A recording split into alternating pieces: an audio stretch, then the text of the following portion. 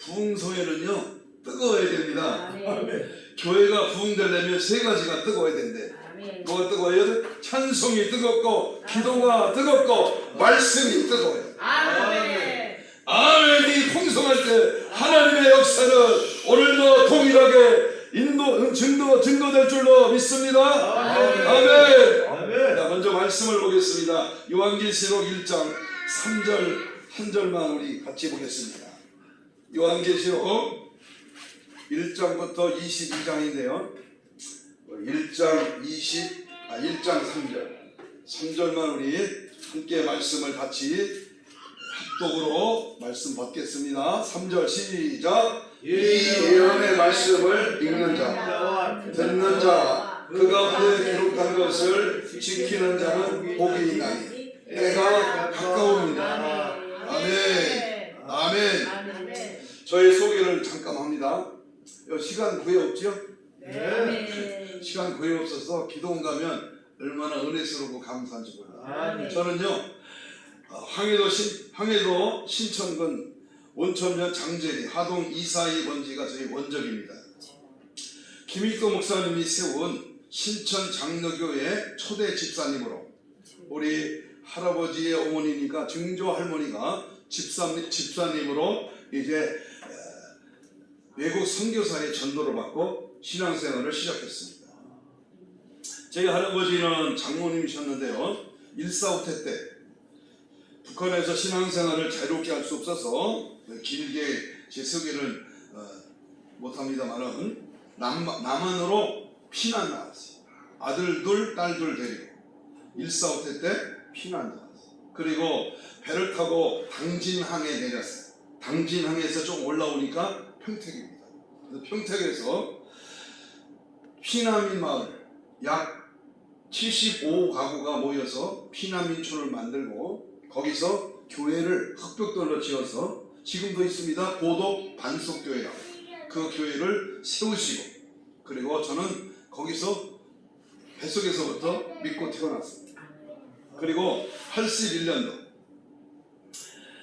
80년도에는 군대에서 5.18 광주 소요 사태에 제가 현장에서 개원군으로 있었고요. 거기 사실 그 얘기만 해도 밤새 얘기할 시간이 모자라요. 그리고 제대하고 1년 있다가 81년 12월 1일 날 주일이었습니다. 그날 교회를 가기 싫은 교회로 억지로 가는 거예요. 갔다가 드디어 성령의 불을 받게 됩니다. 제 할아버지 장로님과 할머니 권사님이 새벽 4시 반에 일어나셔서 새벽마다 25년을 기도하셨는데 4대째에는 주의 종을 목장님을 허락해달라고 기도를 하셨고 제가 25살 12월 1일 81년 12월 1일 날 기도의 응답으로 성령의 음성을 듣고 이제 83년도에 신학교를 갑니다. 70년도에 대학부 4년 신대원 3년을 공부하고 90년도에 졸업을 했습니다. 그리고 2월 초순에 졸업을 하고요. 2월 26일 날 바로 개척을 합니다. 그때는 개척을 해야 되는 걸로 그렇게 배워가지고요. 개척을 바로 하고 그리고서 이제 지금까지 여기까지 왔습니다.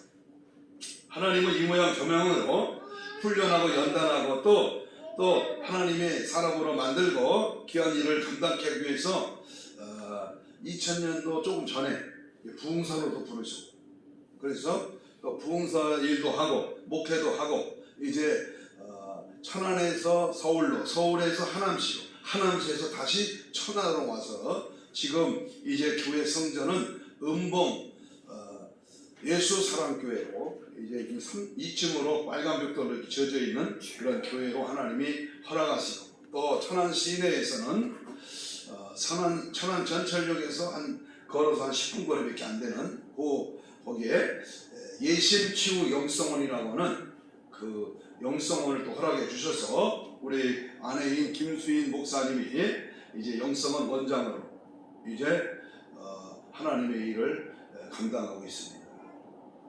저는 오늘 요한계시록에 있어서의 7가지 복에 대해서 말씀을 증거하려고 합니다.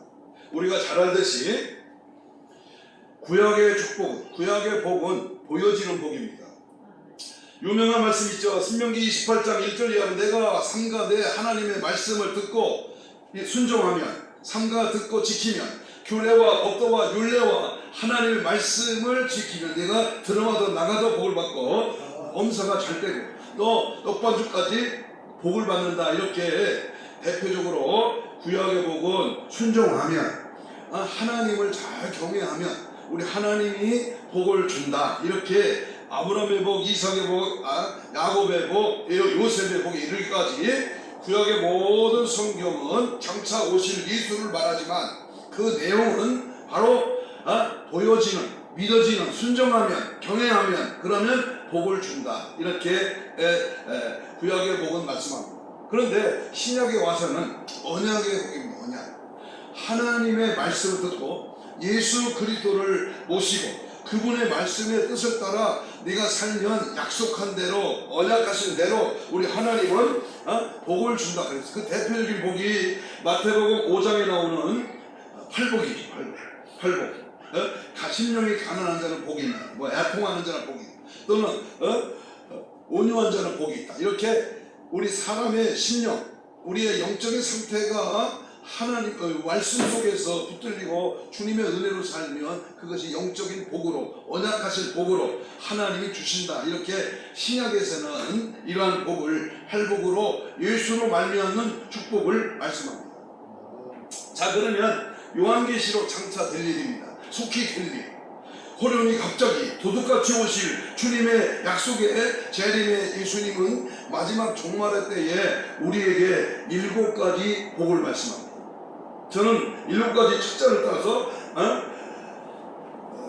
이렇게 말합니다. 말주, 부호, 첫, 예, 두. 이렇게 7가지 이 말씀을 제가 외우면서 오늘 요한계시록에서 마지막 장차 우리 종말의 때에 주시는 영적인 복은 무엇일까? 여러분, 우리가 오복이라고 그래서 대한민국 사람들은 막 이빨이 좋고 눈이 좋고 뭐 잘 살고 편안하고 뭐 이렇게 육적인 복을 강조해요.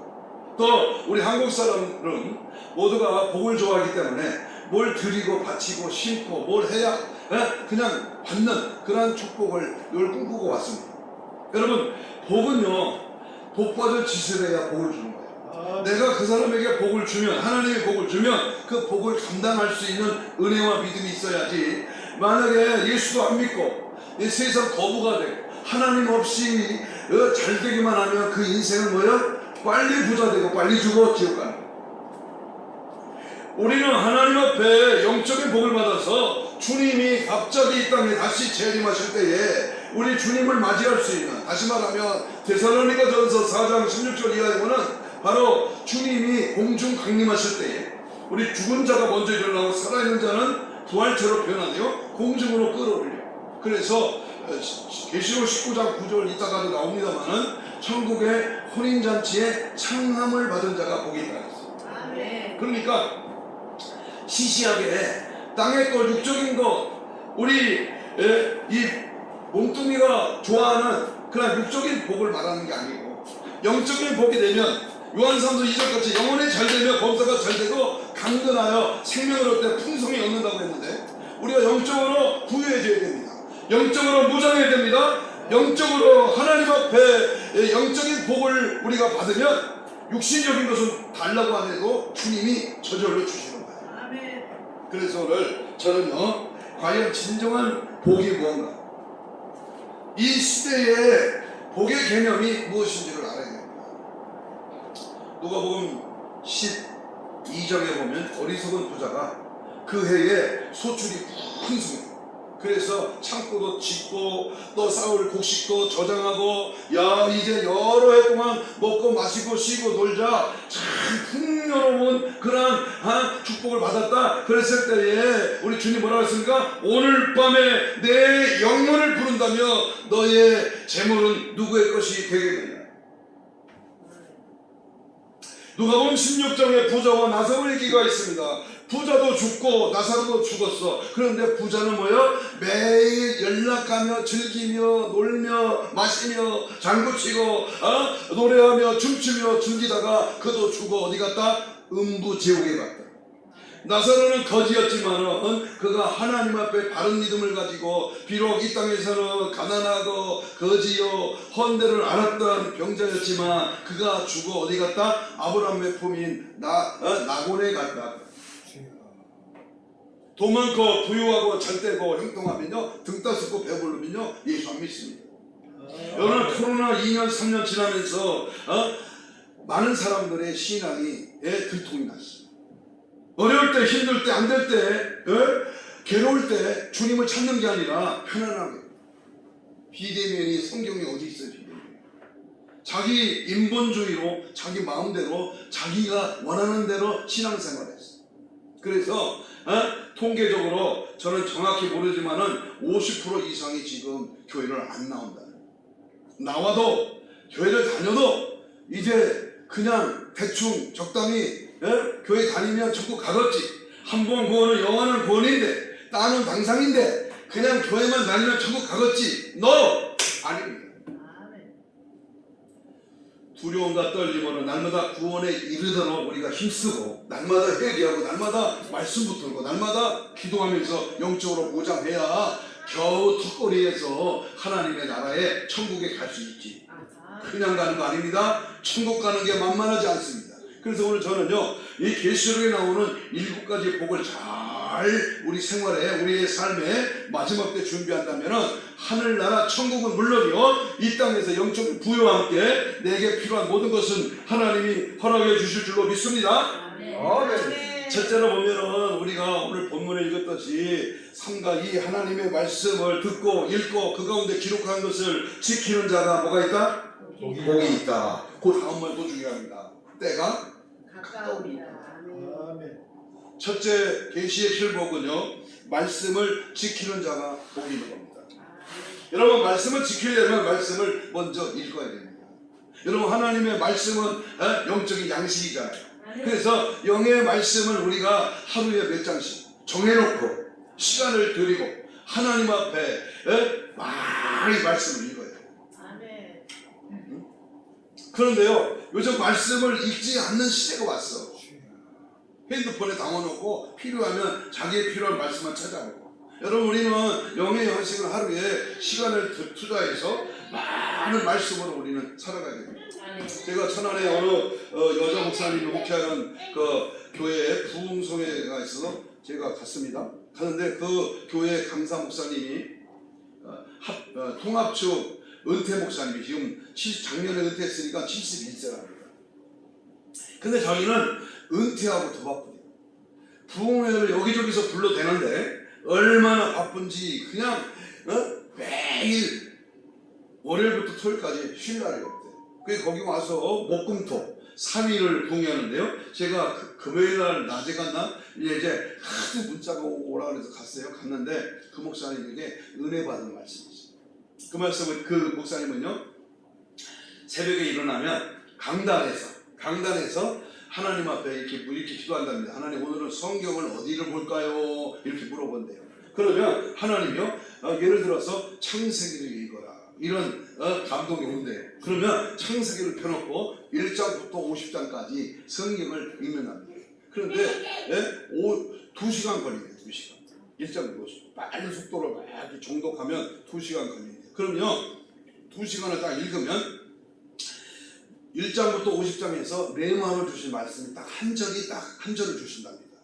그 많은 1장부터 50장까지 그 많은 말씀 중에서 특별히 어느 말씀을 하나님이 레마로 주신대. 그럼 그 말씀을 받아 적는데요. 그리고 그 다음날은 레이기를 읽어라 하면 레이기를 읽는데요. 네? 그래서 성경을 매일 그렇게 읽으면서 레마로 적은 말씀이 한 절, 두 절에서 1000몇 구절이 노트에 적혔답니다. 그리고 그거 들고 나가서 부흥회한다. 하나님이 레마로 주신 말씀을 가지고 부흥회를 저도 많이 참석해 보니까 여기 찾아보고 여기 막 연결돼 가지고 66권 전체를 훑으면서 말씀을 전하더라고요. 은혜가 되더라고요. 목소리가 아주 적은 목소리로 찬찬히 해요. 저하고는 반대로 그렇게 말씀을 전하시더라고요. 그런데 은혜가 되더라고요. 말씀 속에 깊이 있는 전혀 보지 못했던 말씀들을 찾아내요.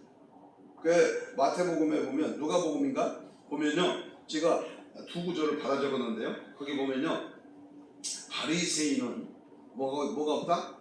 지식의 말씀을 전한다. 그런 말씀이 있더라고요. 바리새인 서기관들은 지식의 말씀을 전한다. 그런 말씀. 저는 많이 읽었어도 그 말씀을 못 봤거든요. 이렇게 스쳐 지나가는 그런 말씀들을 많이 이렇게 네모로 받아 적으셨더라고요. 그러니까 우리가 어느 날 날마다 말씀을 보지만 어느 날 내게 필요한 말씀이 딱 꽂힐 때가 있어. 그게 능력이고 그게 은혜입니다. 그런 말씀을 항상 내 마음판에 새기는 내 심령 안에 그 말씀들이 쌓여지면요, 뭐 다른 말 할 게 뭐가 있어. 내 들은 말씀, 내 안에 살아있는 말씀, 생명이 있는 말씀을 전하는 거죠. 그래서 말씀을 부담이 읽어야 돼요. 또 말씀을 들어야 됩니다. 남의 말씀, 부흥회 때 또 훌륭하신 영적인 말씀들을 많이 들어야 돼요. 우리 뒤에 있는 우리 김수인 우리 아내 목사님은요, 그 유튜브를 예배 시간만 안 듣지, 잠들었을 때도 항상 켜놓고 그 말씀을 많이 듣더라고요. 말씀을 내가 짜증나도록 들어. 특히 돌아가신 조용기 목사님 말씀 많이 들어. 조용기 목사. 능력이 있는, 영역이 있는 이런 말씀들을 많이 들어야 나오는 거예요. 우리는 항상 배워야 되고 또 들어야 돼요. 여기 강단에서 전해지는 하나님의 말씀이 1시간 말씀을 전할 때에 다 듣고 다 알면 얼마나 좋겠어. 근데 그 중에 꼭 내게 합당한 말씀이 들려질 때가 있어. 그 말씀이 생명력이 있습니다. 그 말씀을 붙들면 마귀는 벌벌 떨어. 말씀 속에서 하나님의 은혜가 임하는 줄로 믿습니다. 세 번째는 그 하나님 말씀을 읽고 듣고 난 다음에 말씀을 지켜야 돼. 요한계시록 7가지 복 중에서 지키는 자가 복이 있다는 말이 2군데 있습니다. 그만큼 지키는 것이 그만큼 귀중합니다. 행함이 있는 믿음, 실천하는 믿음. 내가 말씀을 알고 듣고 말씀이 내 안에 있으면 뭐해? 지켜야지, 행해야지, 말씀대로 살아야지. 말씀에 힘을 얻고 그 말씀대로 내가 그 말씀 속에 저는 이런 말을 전해주세요. 말씀의 포로가 돼요. 말씀의 쇠사슬에 묶이가 하는 거예요.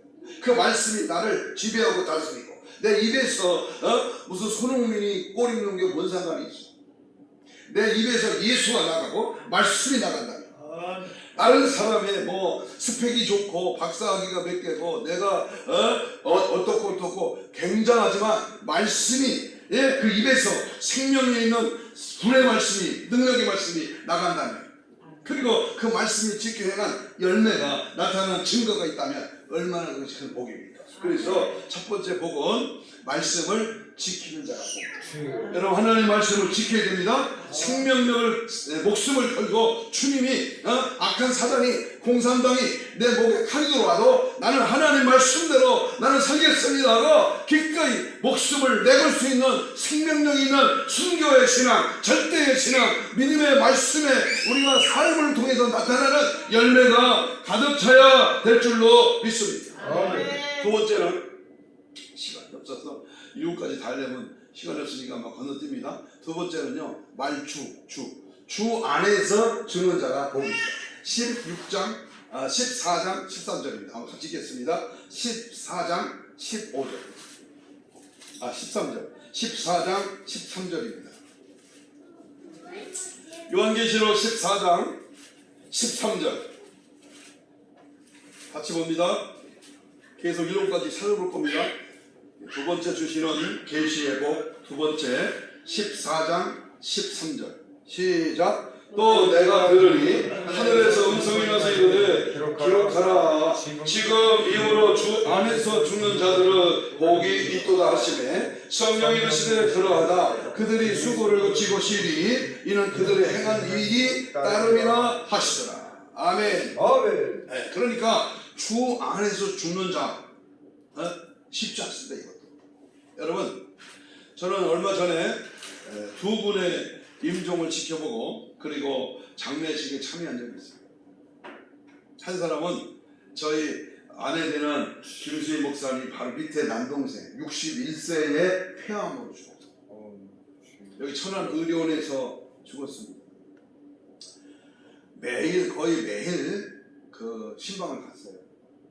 이제 의사는 병원으로는 할 소리를 다 했으니까 이제 장례 준비를 하시오. 그래가지고 호스피스돔을 올리더라고.